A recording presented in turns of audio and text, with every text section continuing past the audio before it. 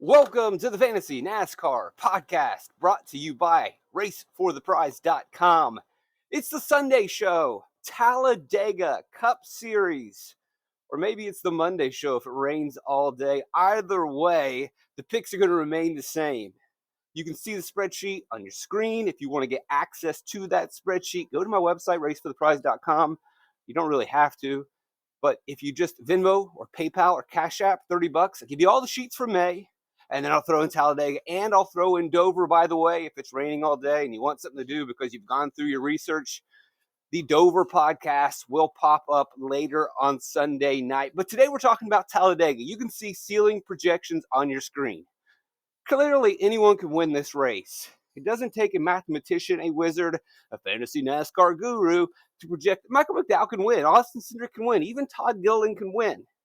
And they can get Hulk points or Dominator points, lead laps in the process. And they can get over the threshold of 54 fantasy points, which is generally our cut line for an optimal lineup or a winning lineup. But the question you have to ask yourself, your approach is, if we run this race 100 times or 1,000 times, how likely is that scenario?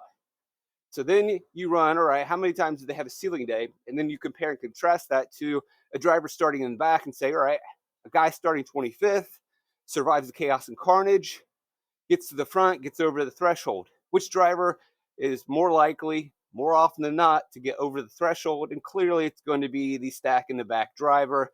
And so while we can see that some of these drivers in the top, you can see the flame indicates that they're very likely, or they can get above the threshold. I don't think McDowell, Cindric, and Gilliland, even if they win the race, are going to necessarily exceed that number and be optimal or even winning plays. But you can see with the flame that calculates and says, all right, this driver can get over that threshold. But the question is, how often does the driver get over that threshold?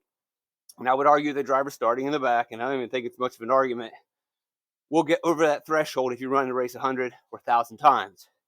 And we can play the percentages, and we can clearly see the percentages. One of the things that I've shown you throughout the week, because we have all the previous optimal lineups, we can see here that drivers starting in the top 10 since the inception of DraftKings in 2015, it's very unlikely. Pole sitter only 2 times has been in the optimal lineup. They just can't score place differential points. Sure, they can get finishing points, they can get hog points or dominator points, but being shut out or not having access to place differential points simply just makes them not likely candidates. They can get there, but you look at a pretty large sample size that we have, they don't get there very often. So it makes sense to chase drivers that are more likely to get over the threshold, have a higher probability of consistently getting over the threshold. Cool, we've got that. Let's just run through some drivers, talk about what we're doing for Talladega. Like the video, hit that right now. You've been doing a really good job about it. Thank you for coming over to this channel. Really appreciate it. Love you guys. We're growing. It's growing. I'm glad that you're a part of us. One of us. One of us. You're becoming part of the movement as we move. You got an elliptical treadmill like me. You're rucking. Got a sauna suit on. What are you doing? Maybe you're sitting stationary. That's completely fine. Thank you for sharing your time with me, and I'll try to make it easy for you. Save you time. Help you make picks. Make it worth your while. Leave a like, subscribe, share. Think about purchasing that sheet. Cindric's, I think your first 3 drivers, no one's going to go to these guys. I don't even have them projected getting over that 54 cut. And you can see the cut on the sheet throughout the years. 54 is pretty much going to be your spot. Again, public service announcement, contractually obligated to read the following line to you. Rule number 1, stack in the back. Rule number 2, 30 to 10 to win. That generally gives you around 50 fantasy points. 29 to 9, 28 to 8. That'll help you narrow down some of those picks in the back while you're stacking in the back and deciding, all right, which of these drivers in my small pool of drivers starting in the back can get over the threshold. General rule of thumb, 30 to 10 to win. If you don't see a maximizing finishing position, like for example, we go down to BJ McLeod, 37 to 17, I guess, would be where you would spot that. Can you get him into 17th? I would argue that you're going to need a little bit more chaos, spice, carnage, craziness for him to get past the 17 mark. If this race is a little more tame, if we don't take out more than half of the field, I believe it's hard for him to get over that 17 threshold. Pretty tough for me. Same thing with Hosever. I got him at 35 to 15. He's below the threshold. I know that's pretty close. 35 to 15, that's 50 fantasy points. But I expect this to need just a little bit more. He can have a good day, top 20 DFS score, top 15 DFS score. But with 38 drivers in the field, I think that one or two will just score a little bit more. That's up to you. But the general rule of thumb is 30 to 10 to win. So he's pretty close to that. But does someone have a little bit better, a little bit more finishing position? That's really what we're discussing when we talk about 30 to 10. It's mainly that 10 on the back end. Can that driver maximize finishing position? I don't think BJ can necessarily do that. Hosever, where? Doesn't completely eliminate everybody. And then last, don't try to build the optimal lineup. Try to build the winning lineup. And that is especially prudent when we look at drivers starting up in the front. Yes, these drivers starting in the top 10, top 15, can clear the threshold, can win the race. It could be a part of the optimal lineup. But there will more than likely be a pivot that scores just a couple more points lower that will factor into the winning lineup. And that driver is going to be safer in terms of floor if you want to cash. And that driver will have a higher probability of getting into the winning lineup. 100,000 races. How many times do you want to run it in your sim? The guy in the back is going to pop more often than the guy up front. And so don't necessarily chase. Be cute. Get these guys up front.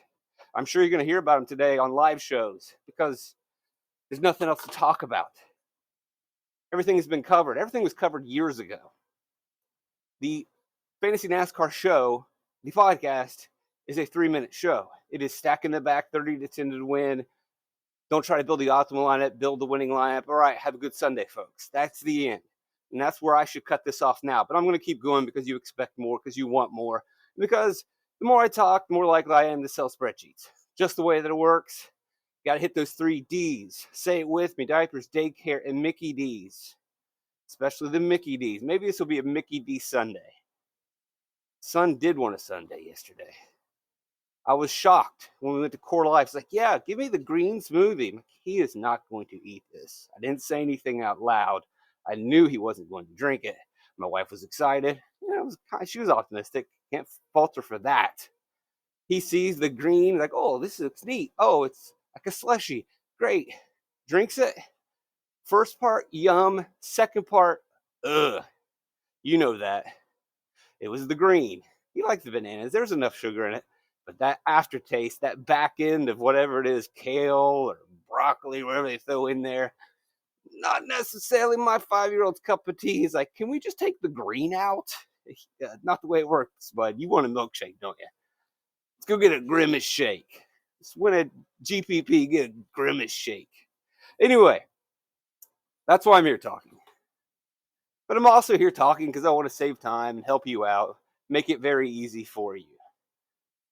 So again, you're going to hear throughout the day people talking about these drivers and considering these drivers. I am not going to do that to you. I am not. I am your shepherd, and I'm not going to lead you down that path. I'm not going to entertain it. I'm not going to talk about it. I don't want you to think about it. I don't want you to be cute. Stop it. Stop it. I want you to be ugly. I want you to make ugly picks. I want you to be rudimentary and play the drivers in the back and not feel ashamed for it. No, I've got to be a super DFS NASCAR nerd on the cutting edge. And I've got to consider the plays that no one else is going to play as I get out my abacus and my 1,000 saber sim calculations and run them. You don't need to do that. You want to do that next week at Dover, do that next week at Dover. You want to get out the cork board and connect the lines to the pictures like Charlie looking for Pepe Sylvie, go for it. Next week.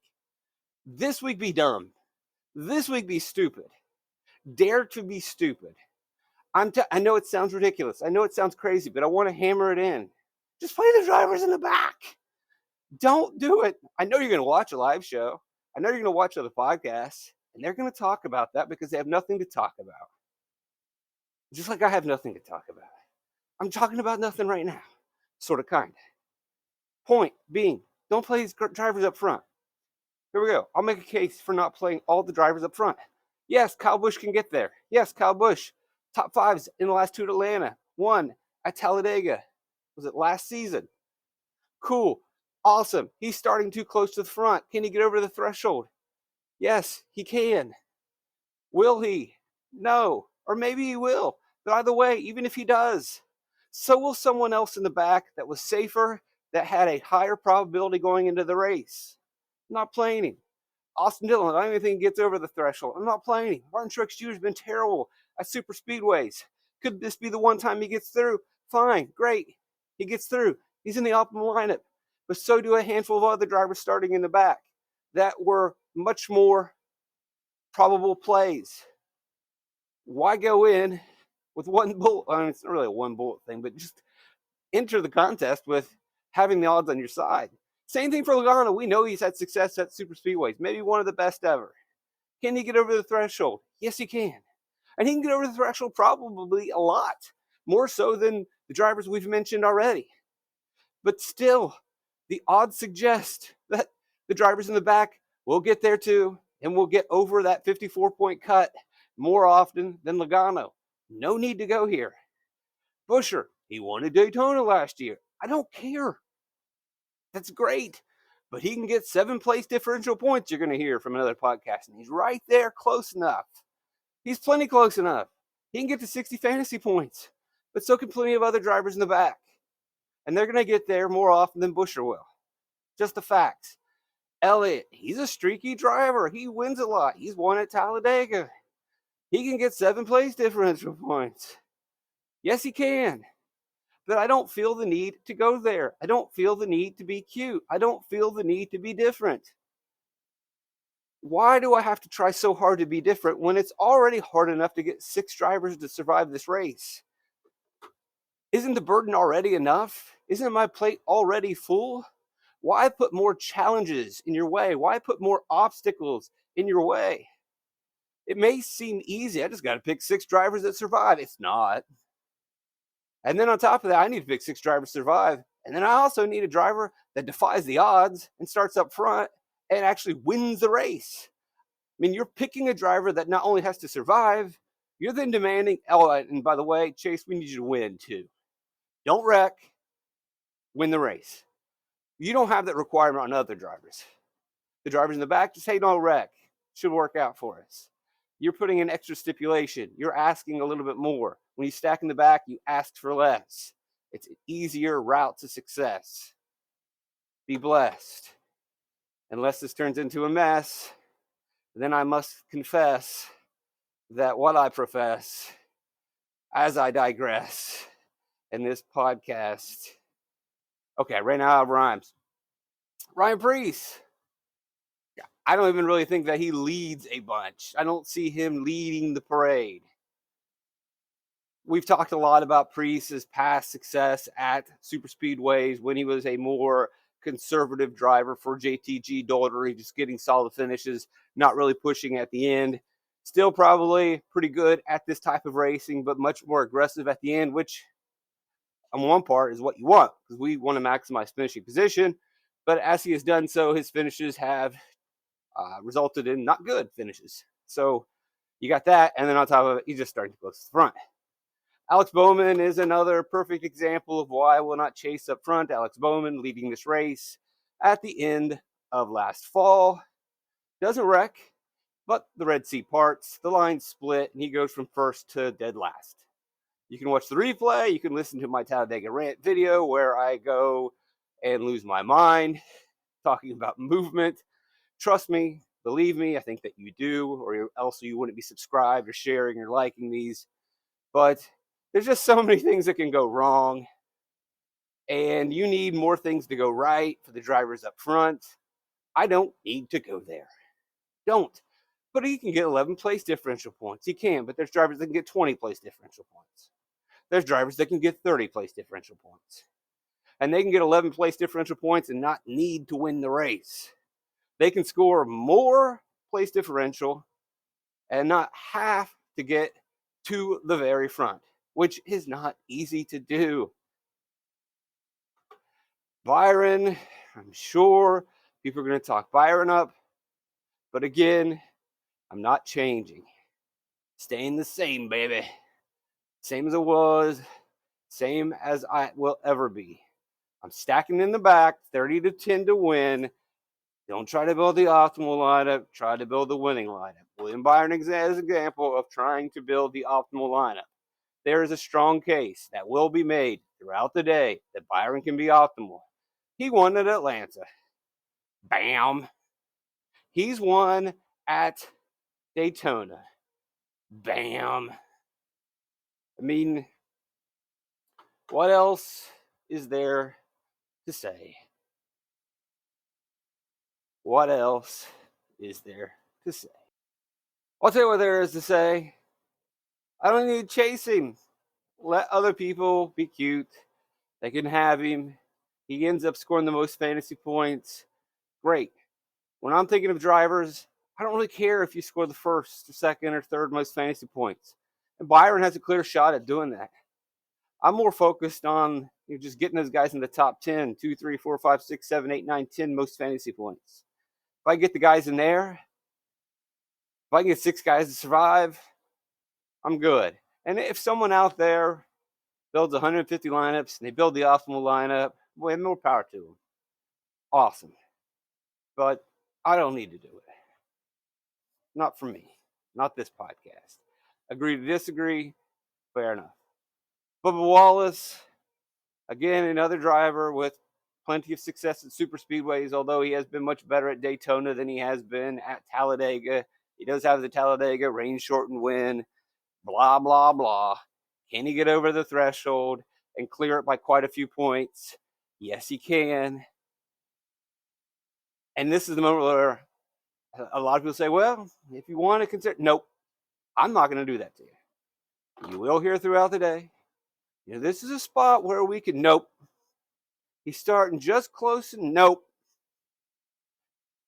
Can he be in there? Have we seen this happen? And again, we'll just go to our heat chart or whatever they call those things. You hear all kinds of fancy terms in the DFS industry. Well, we're seeing, sorry, go to our heat chart. Well, we do kind of see some of these guys pop. We do. It can't happen. But I'd rather go to this Goldilocks zone. Rather play the percentages. I'd rather have a safer floor. There's plenty of good drivers to target. Plenty of ways to differentiate if you want. It's up to you. But you're going to hear, he's close enough.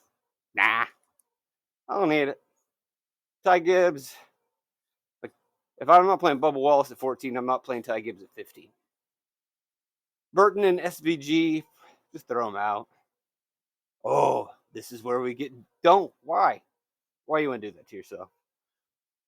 Why do you want to put yourself through it?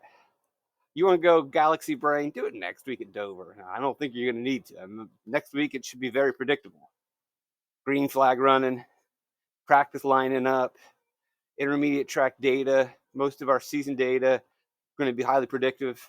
Nashville, Dover, Texas data, all correlative. We won't need to go Galaxy Brain next week either. It might end up happening because everyone who listens to the podcast or listens to the shows probably will have some of the similar ideas, and then you're going to get cute on me, but whatever. Let's just focus on this week. Daniel Hemrick, Tyler Reddick, maybe. So the argument for Reddick, this is where I will start to have conversations, is where do you draw your line in the sand? How are you building your player pool? When you are stacking in the back, what is the back to you? Is the back 20 and deeper? That's a general common line to draw a line in the sand and then pick from there. So one way to slightly differentiate, if you feel necessary, or slightly open it up, is to tiptoe over that line. And Tyler Reddick would be one of those drivers. That's fine by me. You want to throw him in the pool. Can he get over the threshold? Yes. 64. That's with a second place finish. A top 5 from 18th. And he's going to be, let's just punch that in and see if that's going to get us over the threshold. Oops, that's the wrong category to hit the 5 into. I got him winning, actually. Put him in 5th. Still at 54. That's close enough. So can he go 18-5? Yes, he can. Will he be right there? Winning lineup possibility? Yes. You just got to weigh the probabilities, though. And say, how likely is he the top 5? Well, we can just look. Why not? We got the data. What is his top 5 rate at super speedways? He's got 1 at, I believe, Talladega. He's got 1. Is that overall? Let's see.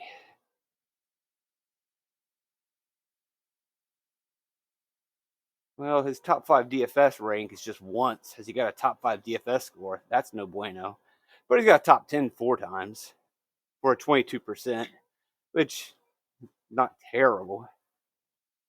But if we look in terms of just straight top 10s, restrictor plates, Daytona, Atlanta, top 10 finishes, 5 and 23 races. Probably pushing it a little bit.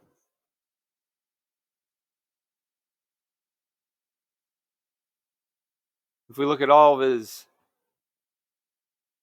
Daytonas, got 1 top 5. Was that what, the Austin Dillon win for RCR?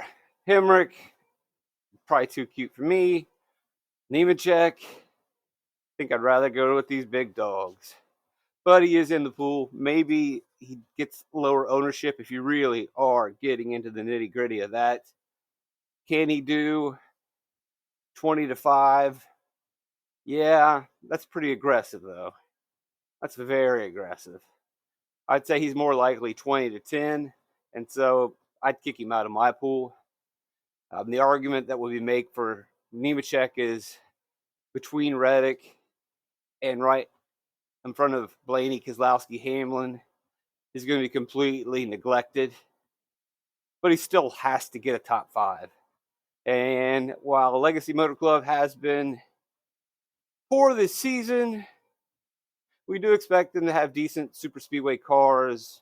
We know the history of RPM was always not that great over the last decade, but the one place that RPM did show up was at the super speedways. They have a couple wins. Would imagine their equipment's going to be okay. Nemechek has been okay at super speedways in the past. I believe he's got 2 8th-place finishes for front row back in 2020. But even then, an 8, that's not going to get it done on this slate. Blaney, Keselowski, Hamlin, yes. Going to be the most popular. You want to avoid them? I don't think that's right. The conversation with these 3 is just how many do you want to play in your lineups? Do you want all 3, 2 or 3, or 1 of 3? 1 of 3 will be the route to go in if you want to be different from other people. Maybe mix it up. Maybe ask yourself, what's the statistical probability that all 3 of the best picks avoid chaos? The argument that they do is that Blaney's the best super speedway racer at the moment. Hamlin's maybe the best overall time. And you can look at the data in the Fantasy NASCAR spreadsheet, racefortheprize.com, $30 for the month of May. I'll throw in Talladega and Dover. And you can pour through all of their successes. But even with their successes, no one really is better than a 50% driver. Now you're going to see that these guys, it's actually pretty impressive that he is optimal as often as he is, given that his starting position is always pretty close to the front. I talked about that in the previous podcast, so I don't really need to go over that. In terms of survival rate, finishing on the lead lap, finishing in the top 20, Blaney, 26% of the time, he wrecks out. So 74% of the time he is finishing. That makes him a very strong play.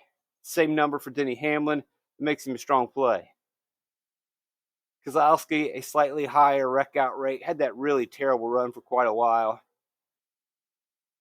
But that is probably a decent stat to use if we are chasing place differential, guys that are going to survive the mayhem, Blaney and Hamlin, very successful at that. And then if we're talking about maximizing finishing position, because these guys are not 30-10 to wins, starting 21, 22, 23, we need them in the top 5. That's fine because Blaney has your third best top 5 rate. Hamlin has the best top 5 rate. Top 10, we probably would ignore this because top 10 is not going to be good enough. We need a top 5 finish. But they clearly have the capabilities of getting that top 5. If they survive, which they statistically tend to do, then we wholly expect Blaney and Hamlin to be there at the end, and then Keselowski to a lower degree. Keselowski being the third one, I would say, in ranking. So you want to get cuter, you'd go more BK. Has plenty of car, fine at Daytona last fall. Just a matter of avoiding the wrecks. Alfredo, although the Beard Motorsports car is RCR aligned and is solid equipment and has had its day occasionally in the past with Brendan Gaughan or Noah Gragson, but those were all pretty chaotic races. And even in those circumstances, Gaughan and Gragson were starting closer to the back. Don't see any reason why I go to Alfredo. Suarez is interesting because he's a driver that just never seems and never will ever get the respect that maybe he deserves. And it's never really going to be his fault. Did he struggle at JGR? Yes, he was rushed up when Carl Edwards just exited quickly. Got pushed out there. Jumped into SHR. Didn't really do much for Stewart Haas. But then again, as we take the zoomed out view or even any view you want from Stewart Haas Racing, as a team, as a whole, they were not really the best team in the books. And it's completely understandable because Hendrick's good, JGR is good. You're competing against the best. And it's completely acceptable that Stewart Haas Racing as a whole was not competitive. And that we understand that really it was Kevin Harvick's team was great and the rest were just kind of there. And when you understand that, then you realize that Suarez's seat time at SHR wasn't very productive because the team wasn't very good. But we get this idea, oh, well, Suarez blew his chance with JGR. He was rushed. He only blew his chance with SHR. It wasn't a very good team. The fact of the matter is that still is in the minds of most fantasy NASCAR players. And I know this is kind of a long, drawn-out way to get to it. But overall, that blemish remains. He will never get the respect that he probably deserves as a race car driver. And in DFS NASCAR, the result is he often is more likely to go lower owned. People are going to talk about Blaney, Keselowski, and Hamlin. Why is Suarez not in that conversation? He won at Atlanta this year. He has strong finishes at Atlanta. He's got an 11th place finish or better in the last 3 races at Talladega. Got up way before my alarm. I like playing Suarez. You want to give him he was in the Xfinity booth yesterday boost too. Why not? Chase Briscoe. Also like playing Briscoe. Hasn't quite hit the max yet, but if you look at his Talladega runs, he's right there. He's surviving top 15s in 5 of the last 6. If we're asking them to survive, we're asking them to survive. That is what he is doing. That is something we want. Well, the next question is, well, I need you to maximize finishing position. We absolutely do. He hasn't quite done that yet, but he does fit the first part of the equation. And then the second part, can he finish a little bit closer to the front? Yes, he can. That's there too. He's definitely on the board. He's over to the threshold. Now, he may not clear the threshold of 54 by as much. If he gets to 5th, which is kind of high, but I think you get him to 8th, that's 56. Oh, man, it's just barely over the cut. That's fine. As long as you can get over the bar, you're over the bar. What we're not necessarily doing, like if you look at this as a high jump, it does not matter if you clear the bar by an inch or 10 feet. What we really want to see is how often do you clear the bar? You know, there's drivers starting up the front who could clear the bar by 10 feet, just sail into the sky. But they could probably only do that one time. And then the other times they're tripping and falling and running into stuff. Whereas Briscoe never gets over the bar by much, but he gets over it and over it and over it and over it. That's what I'm thinking about. Hopefully that analogy kind of helps you. Justin Haley, down Haley Street, where the grass is green and the girls like me. Little Nerf herder. I've forgotten the lyrics. Kind of remember the melody though. Justin Haley. What can we say about this guy? Well, it's a Rick Ware car. We usually want to play a Rick Ware car starting further in the back, but these Ware cars have improved over the seasons. Getting to 8th, maybe a little bit of an aggressive move. Maybe he's more of a 10th. And so I would not fault you for saying, nah, I'm building a winning lineup, but he is on the fringe of a winning lineup. Could he get in an optimal lineup? Yes, he can with an 8th place, but that scenario is more wrecks and carnage, which it is Talladega. So that is there. But again, run the race 100 times, 1,000 times in your head. You don't really need to go buy a $200 a month fantasy NASCAR package or whatever those Saber Sim simulations are. Nothing against Saber Sim. I'm sure it really helps for the big dogs. That's great for them, especially in the other sports. But you don't have to run a simulation of 1,000, 10,000 races. You know in your head, like, we run this race a bunch of times.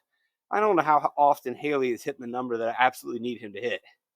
And even if he is hitting that number, the circumstances that unfold, why isn't another guy in a better position also hitting that number or also hitting something better? It's not a vacuum.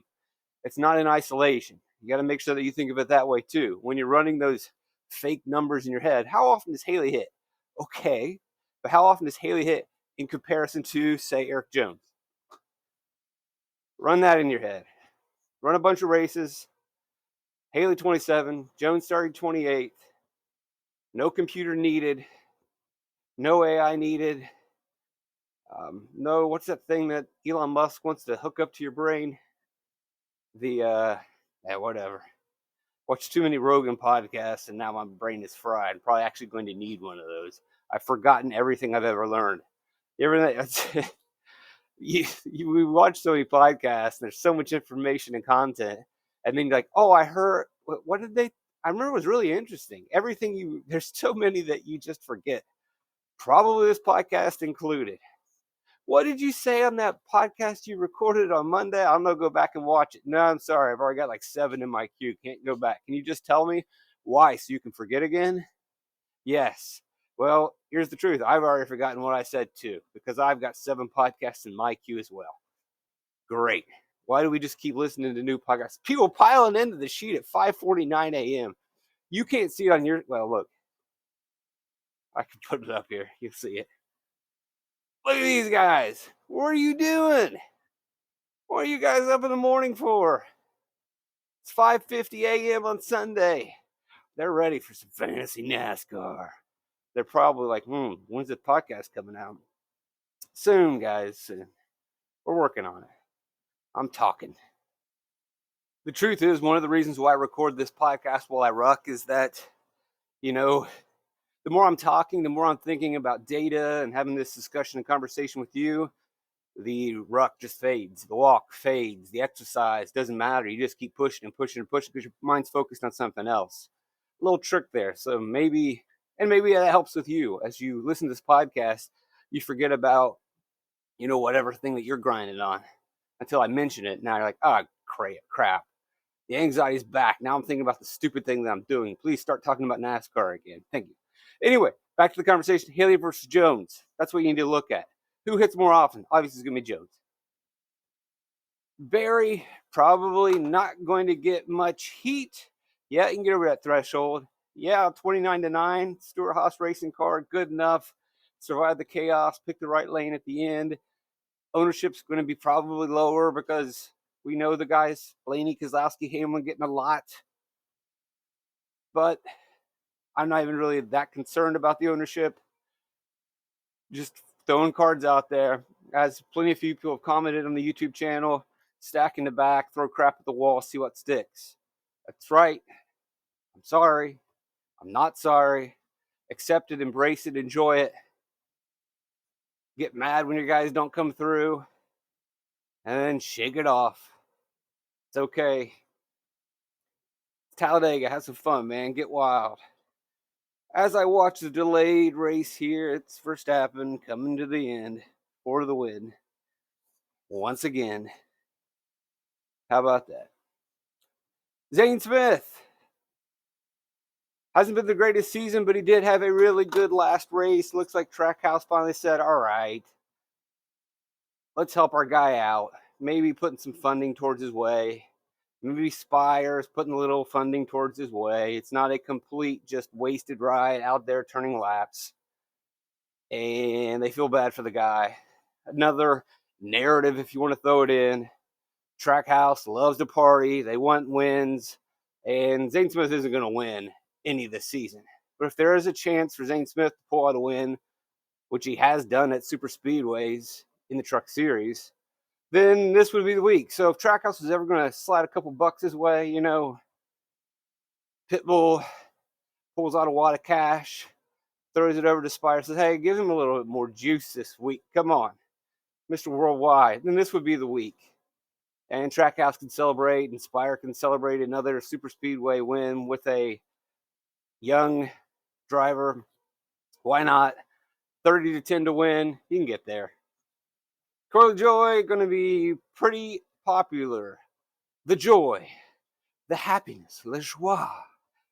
Yes, very successful fantasy NASCAR play. Has been optimal more than anybody else in the history of DFS NASCAR because he tends to start in the back, survives the wrecks, gets top 5. No problem. Going to be super popular. You want to pivot? That's fine, but put him in your pool. Put him in some of your lineups. Why avoid the guy that has been more successful than others? Because other people are going to play him. Look, all right, you want to add as many stipulations to your plays as you want. That's fine by me. I'm going to try to stick to fewer stipulations, fewer restrictions, fewer what ifs. I want 6 drivers that'll survive. You want to put more on your plate. You want to make your process crazier. You want to make your life more difficult. Don't. That's my job here, is always to save you time, make it easy, and let you have some fun. And the easiest way to save time, make it easy, and have some fun is to simply pick 6 drivers that can make it to the end.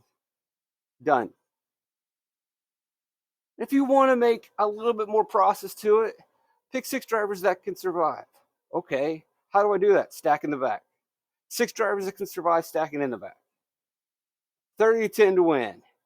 You want to try to then, from that pool, try to find the guys that can maximize finishing position. Enjoy can do that. Last but not least, build the winning lineup, not the optimal lineup. He can score a lot of fantasy points. Will he score the most? Nah, I don't need it. I'm just trying to win. There you go. Same thing. You look at Ross Chastain. All right, can he survive? Yes. Does he fit the stack in the back? Yes. 30-10 to win? Yes. Can he get over the threshold and be in the winning lineup? Yes. Done. Ricky Stenhouse Jr. Got super speedway wins. He got super speedway wrecks. Hey, that's pretty much par for the course. Are people scared of playing him at times because his wrecks seem to just become infamous, if not famous? We are all well aware of his shenanigans of the past, and maybe that scares people away, and we don't remember the wrecks of other drivers. And he's got the Ricky Stenhouse name, sure. And so maybe that lowers his ownership. Factor that in. But really, we're just trying to be super simple, super rudimentary, not getting cute. We're not dressing up. We're ugly. We're tramps. We're hobos. We ain't got a bag of money. Okay, but we're having a long, singing our song side by side. Yeah, we're playing the bums. They're not bums. We're just playing it ugly. We're playing it stupid. We're playing it dumb. And in the end, when you win a bunch of money and somebody else was cute and they're sitting there in their fancy suit and their fancy glasses with their expensive computers and simulations and running all these numbers, and then you with the 211 cracked open with a pile of them in the back, smashed, spill it all over the floor, or whatever you're drinking, covered in Cheetos, pizza, slovenly laying on the couch. You just punched in a couple team drivers on your phone because they were in the back, and you win a boatload of cash, and that smarty pants is looking at you like you weren't supposed to win. And you're like, you just burp. You don't even respond. You don't even dignify it with a response, but you can't respond. You have no response. You just burp, maybe fart a little bit, and you smile. Because life is good. You're eating pizza Cheetos, drinking that Steel Reserve or whatever steel cylinder you got in your hand, enjoying life, having fun. It's Talladega. Stenhouse, stack in the back, yes. 30-10 to win, yes. Can he get over the threshold, get you a top 10 DFS score pretty easily? And it's not just that he can do it, and Chastain can do it, and LaJoie can do it. A lot can. But we run this race a bunch of times in our head. More often than not, they're going to be the ones that come through in the end. I hope this was helpful. I mean, look, here it is on your screen. 30 starting position, the starting position of 30th. Could have said that better.